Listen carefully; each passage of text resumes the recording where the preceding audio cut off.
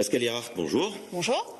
Alors vous lancez une vaste étude sur l'évolution du, ou plutôt des dialectes en Alsace et dans le Bade-Wurtemberg.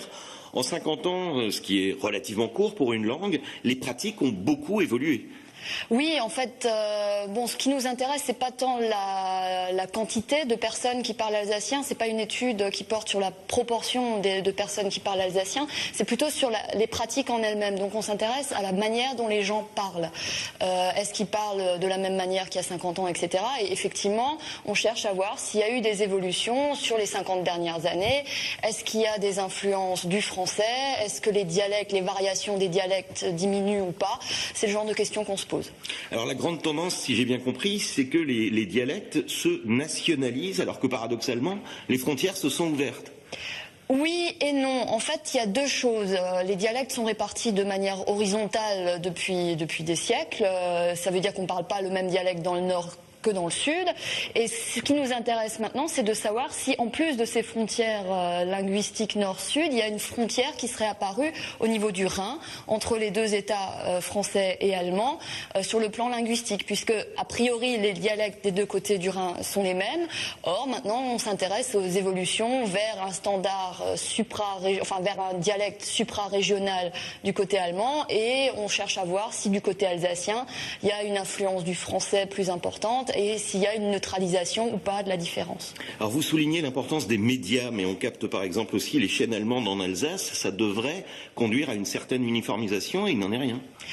En fait, ce qui nous intéresse surtout, c'est de savoir si les gens regardent la télé allemande en Alsace ou pas. En fait, on a toute une partie de notre étude qui porte sur le comportement, justement par rapport à la frontière. Est-ce que les gens passent souvent la frontière ou pas?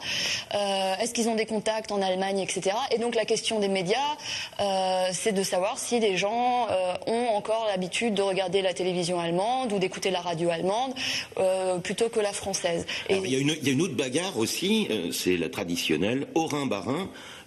Quel est le dialecte qui a le vent en poupe et qui prend le pas sur l'autre? Alors ça, c'est une polémique dans laquelle on n'entre pas, parce que c'est pas vraiment, elle ne fait pas vraiment sens sur le plan linguistique. Effectivement, on reproche souvent aux médias justement de mettre en valeur trop le parler strasbourgeois, mais dans les faits, je pense pas qu'il y ait un dialecte qui ait plus le vent en poupe qu'un autre. Il y a effectivement des pratiques qui sont plus fortes aux extrémités nord et sud de l'Alsace. On parle plus le dialecte dans le nord de l'Alsace et dans le Sundgau que dans le centre de l'Alsace, mais en soi, il n'y a pas de débat, quoi. Alors, dernier point, les coordonnées vont s'afficher en bas de l'écran. Vous recherchez des volontaires, ils doivent forcément être dialectophones, je pense. Ja, ich soll nicht wie Elsass, ich rede Deutsch. Oui, je cherche donc des personnes dialectophones qui sont originaires de diverses communes le long du Rhin, donc du nord à Scheibenhardt jusqu'au sud à Sierentz.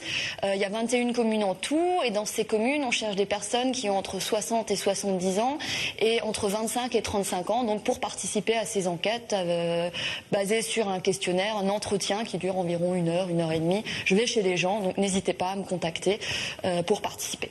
Pascal Erhardt, merci. Merci.